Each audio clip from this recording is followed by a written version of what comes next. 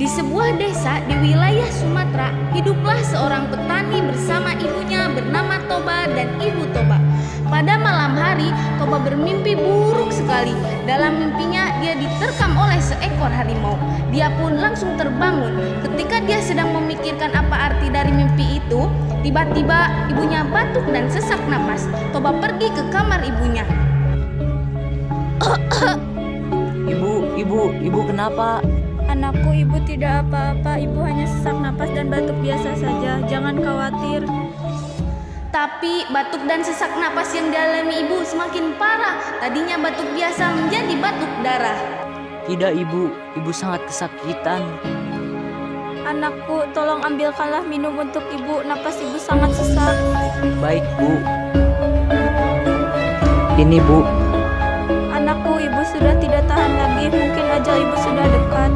Ibu, jangan tinggalkan Toba sendirian di sini. Anakku, kau harus hidup tanpa ibu. Kau kan kuat. Kau anakku yang paling berani. Hiduplah dengan baik. Kini dia hidup seorang diri dan rajin bekerja, walaupun lahan pertaniannya tidak luas. Di suatu pagi yang cerah, Toba pergi memancing di sungai. Ya Allah, mudah-mudahan hari ini aku mendapatkan ikan yang besar. Beberapa saat setelah kailnya dilemparkan, kail tersebut bergoyang-goyang. Lalu ia segera menarik kailnya.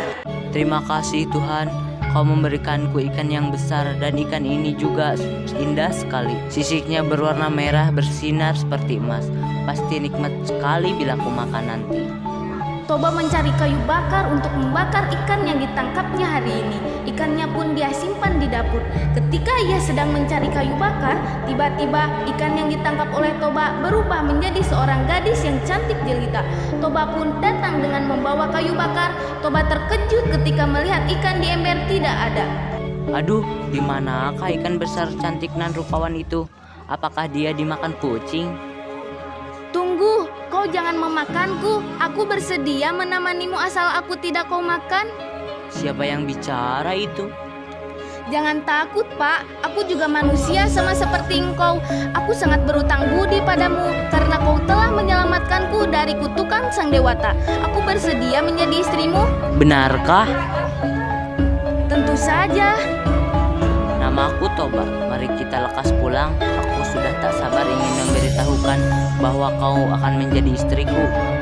Tapi Toba, ada satu hal yang harus kau rahasiakan tentang diriku. Aku mohon kau tidak menceritakan asal-usulku yang berasal dari ikan. Karena jika masyarakat itu tahu akan hal tersebut, pasti akan terjadi bencana besar yang melanda desa ini. Baiklah, percayakan semua ini padaku. Ayo kita pulang. Saat mereka memasuki kampung Pak Toba, ada beberapa orang yang tidak suka akan kehadiran Putri. Hei Inang, tahu tidak kau itu si Toba? Tadi ku tengok membawa pulang seorang cewek. Bodinya mantap.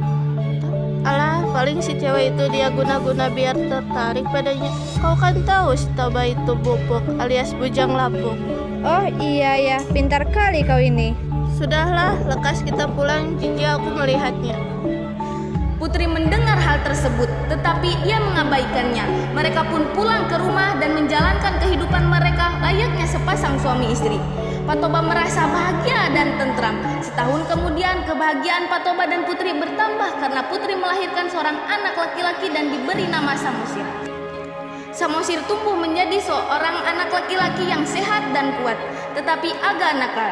Ia mempunyai kebiasaan yang aneh, yaitu selalu merasa lapar dan ia juga selalu membuat jengkel kedua orang tuanya karena ia tidak pernah mau membantu pekerjaan orang tuanya.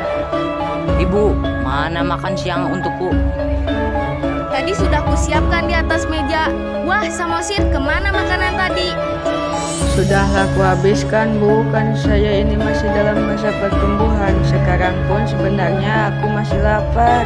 Tapi sudahlah, aku pergi bermain dulu ya bu. Samosir, ibu ini selalu saja memanjakan dia. Saya ini lapar bu. Sabar ya Pak, ingatlah dia kan buah hati kita satu-satunya. Jangan sampai hal sepele seperti ini membuatmu emosi. Aku sudah lapar sekali. Tunggulah, aku akan membuatkannya. Toba masih bisa menahan kesabarannya, namun kesabaran seorang itu pasti ada batasnya. Sampai suatu ketika Toba tidak dapat menahan amarahnya. Samosir, bantu ibu nak. Apa Bu? Aku sedang asik bermain nih. Bawakan bekal ini untuk bapakmu di sawah. Kasihan dia sudah menunggu. Ah, ibu sajalah yang pergi. Ibu sedang masak Samosir. Cepatlah kau antarkan. Nanti bapakmu marah. Ah, ibu ini menggangguku saja sini. Dari awal Samosir memang sudah tidak berniat mengantarkan makanan tersebut. Sesampainya di pertengahan Jalan ke sawah saja sudah membuatku lelah. Lebih baik ku makan saja bekal bapak ini. tanpa sadar bekal tadi telah habis dimakan oleh Samosir. Lalu dengan perasaan tak bersalah, Samosir pun pulang dan melanjutkan permainannya. Bapak yang sudah kepanasan dan kelaparan menunggu memutuskan untuk pulang. Sesampainya di rumah, Bah, lapar kali aku. Enak kali kalau aku makan masakan istriku. Samosir, kau kemana akan semua makanan masakan ibu kau? Sudah, Samosir, habiskanlah Bapak. Ketika sedang mengantarkan makanan Bapak, aku memakannya. Karena perjalanan ke sawah sangat melelahkan. Dasar anak ikan, rakus sekali kau. Samosir menangis lalu berlari pergi menemui ibunya di ladang. Mengapa kau menangis, anakku? Ibu, benarkah aku ini adalah seorang anak ikan? Siapa yang berkata padamu, nak? Jawab ibu, nak. Bapak yang berkata itu padaku, Ibu. Bapak bilang aku adalah seorang anak ikan, makanya aku rakus. Benarkah itu Ibu? Apakah bohongkah Ibu? Iya, Samosir, bapakmu itu benar sekali. Kau adalah anak ikan. Ibumu ini adalah seekor ikan sebelum ibu menikah dengan bapak. Sekarang ibu minta kau untuk tidak memperdulikan perkataan bapakmu. Segeralah pergi mendekati bukit yang terletak tidak begitu jauh dari rumah kita. Dan kau harus memanjat pohon kayu yang tertinggi yang terdapat di puncak bukit itu. Baik, Bu. Tiba-tiba ada suara yang muncul dari langit. Suamimu sudah melanggar janjinya. Sekarang kamu tidak bisa hidup di muka bumi ini. Kau harus meninggalkan muka bumi ini. Kau harus kembali ke tempat asal kau, yaitu ke sungai, kembali menjadi ikan. Kau tidak berhak lagi tinggal di sini. Cepatlah kau pergi ke sungai. Setelah mendengarkan suara gaib, seketika itu juga Samosir dan putri lenyap tanpa jejak dan bekas. Tiba-tiba langit menjadi gelap dan turun hujan yang sangat deras disertai petir. Ada apa ini? Kita tidak tahu. Tidak biasanya hujan deras seperti ini. Iya ya, jadi takut. Aku rasakan terjadi bencana yang sangat dahsyat menimpa desa kita. Ya benar, lama-kelamaan desa kita akan tenggelam. Ayo kita pergi ke tempat yang lebih tinggi. Ayo. Tapi semuanya telah sia-sia, kita sudah terlambat. Sungai di desa kita akan meluap dikarenakan hujan deras ini. Tak lama lagi air sungai di desa kita akan menggenangi desa ini. Akhir cerita, setibanya putri di tepi sungai, mendadak langit menggelap, kilat menyambar disertai bunyi guru yang menggelegar.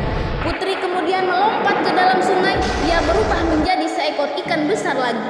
Toba tak bisa menyelamatkan dirinya, ia mati tenggelam oleh genangan air. Lama-kelamaan, genangan air itu semakin luas dan berubah menjadi danau yang sangat besar. Di kemudian hari, orang-orang menyebutnya Danau Toba, dan pulau kecil yang berada di tengah-tengahnya dinamai Pulau Samosir.